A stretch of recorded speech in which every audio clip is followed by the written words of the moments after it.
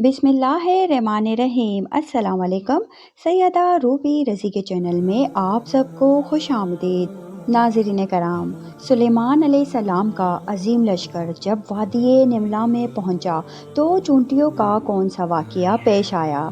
अजीम सुलेमानी लश्कर से ये मखलूक डर कर क्यों भाग खड़ी हुई और कुरान मजीद के इस वाक़ये का जदीद साइंस से क्या ताल्लुक़ है।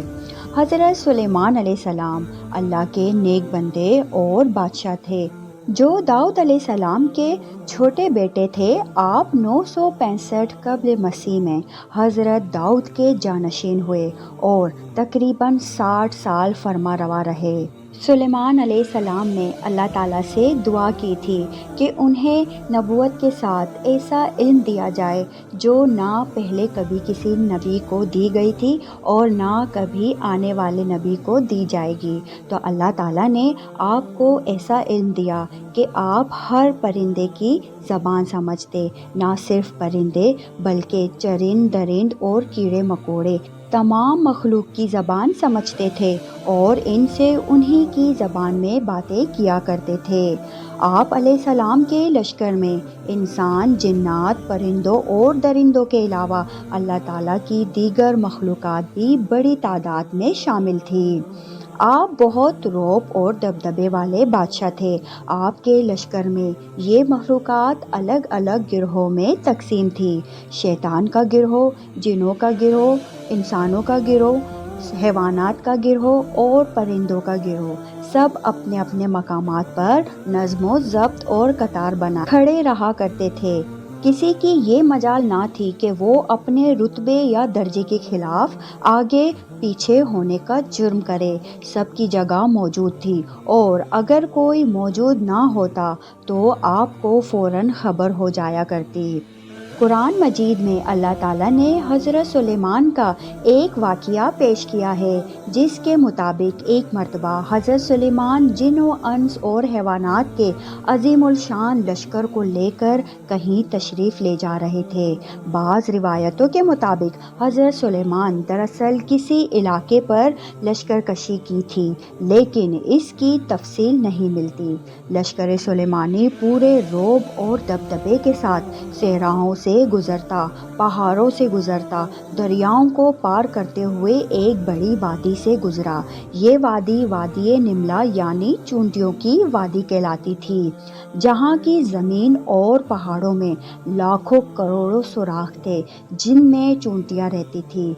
निमला की ये वादी अस्कलान के करीब थी, जबकि इब्न बतूता ने लिखा कि ये वादी सबरून और अस्कलान के दरमियान थी, जबकि बाज़ मुफस्सरीन इसे मुल्क शाम में बताते हैं। बहरहाल लश्कर सुलेमानी का इस वादी से गुज़र हुआ। चूंटियों की इन बस्ती में एक मलिका चूंटी थी। मलिका चूंटी अपने रियाया चूंटियों से बहुत प्यार करती थी और उनका ख्याल रखती थी और चूंटियों के इस सल्तनत का निज़ाम बखूबी चलाती थी। तमाम चूंटियाँ अपनी मलिका से बहुत प्यार करती थी और इसके एक इशारे पर बड़े से बड़ा काम करने को तैयार रहती। इस वक्त मलिका चूंटी बहुत सी दीगर चूंटियों के साथ वादी में घूम रही थी। अचानक इसे ज़मीन में अजीब सी धमक महसूस हुई। वो चौंक कर रुक गई और ज़मीन से आती आवाज़ को गौर से सुनने लगी। मलिका चूंटी बोली, लगता है कोई बहुत बड़ी फ़ौज हमारी वादी की तरफ आ रही है। ये ज़रूर हज़रत सुलेमान अलैहिस्सलाम का लश्कर है। दीगर चूंटियों ने भी इसकी बात से इत्तेफाक किया। कुछ ही देर में इस जानिब से धूल के बादल उठते दिखाई देने लगे। जल्द ही फ़ौज करीब आन पहुंची। सुलेमान अलैहिस्सलाम अपने तख्त पर सवार अपनी फ़ौज के साथ आ रहे थे। चूंटियों की मलिका ने चीख कर कहा, सुलेमान अलैहिस्सलाम की फ़ौज करीब आ पहुंची है। मैं हुक्म देती हूँ कि तमाम चूंटियाँ अपने बिलों में चली जाएं। सुलेमान हमें कोई नुकसान नहीं पहुँचाने आ रहे, मगर उन्हें क्या मालूम कि हमारी कसीर तादाद इस वादी में मौजूद है और ज़मीन पर रेंग रही है। लिहाजा कहीं लश्कर हमें बेखबरी में कुचल न डाले। हज़रत सुलेमान उस वक्त 3 یا 5 میل کی دوری پر تھے، لیکن آپ علیہ السلام تک ملکہ چونٹی کی آواز پہنچ گئی۔ آپ اس کی بات سن کر مسکرانے لگے اور ملکہ چونٹی کی سمجھداری اور اپنی رعایا کی خیال رکھنے پر اس کی تعریف کرتے ہوئے فرمایا کہ بے شک ایک بادشاہ کو اپنی رعایا کی حفاظت کا اسی طرح خیال رکھنا چاہیے جس طرح یہ ملکہ چونٹی نے کیا ہے۔ اس واقعے میں ہمارے لیے بے شمار نصیحتیں اور سبق موجود ہیں۔ دراصل حیوانات، خاص کر حشرات الارض کی دنیا کے بارے میں سائنس ایک لمبے وقت تک کچھ نہیں جانتی تھی، اور آج بھی تمام جدید ترقیوں کے باوجود ہم مکمل طور پر آگاہ نہیں ہیں، خاص کر چونٹی جیسی چھوٹی مخلوق کے متعلق جن کا اپنا ایک طرز زندگی ہے اور الگ نظام زندگی ہے۔ سال 1916 میں ویلسن اور ان کے ساتھیوں نے چونٹیوں پر کافی ریسرچ کی تھی۔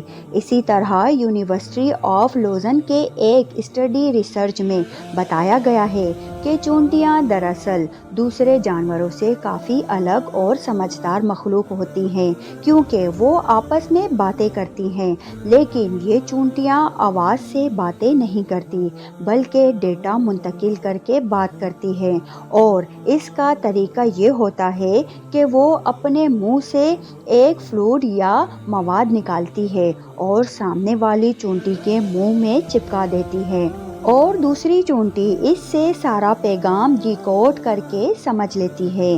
اس لیے اکثر چونٹیاں چلتے چلتے رک کر دوسری چونٹی کے منہ سے منہ لگا کر آگے چلی جاتی ہیں۔ یہ دراصل وہ عمل ہوتا ہے جس میں وہ ڈیٹا منتقل ہو رہا ہوتا ہے۔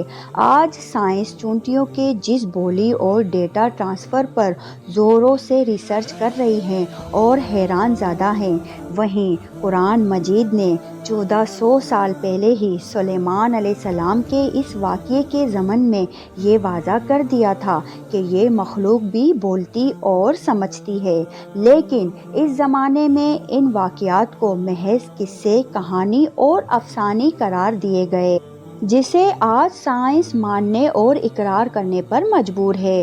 تاریخ گواہ ہے کہ جنہوں نے قرآن مجید میں غور کیا ان لوگوں نے درختوں کے نیچے بیٹھ کر نہ صرف زمین کا حجم بتایا بلکہ یہ بھی بتا دیا کہ انسان پرندوں کی طرح کیسے پرواز کر سکتا ہے۔ اگر ہم قرآن مجید میں غور و فکر کریں تو آج بھی ایسی ایجادات کر سکتے ہیں کہ نسل انسانی حیران رہ جائے، جیسا کہ اللہ نے قرآن مجید میں بار بار فرمایا، کیا یہ قرآن میں غور نہیں کرتے؟ کیا یہ عقل نہیں رکھتے؟ اس میں عقل والوں کے لیے بہت سی نشانیاں ہیں۔ ناظرین کرام، اگر آپ کو یہ واقعہ پسند آیا ہو تو ویڈیو کو لائک شیئر کر کے چینل کو سبسکرائب کر دیں اور بیل آئیکن دبا دیں، اور کمنٹس باکس میں اپنی قیمتی رائے کا اظہار ضرور کیجیے گا۔ اب تک کے لیے اتنا ہی۔ سیدہ روبی رضی کو دیجیے اجازت۔ اپنا بہت سارا خیال رکھیے گا۔ اللہ حافظ۔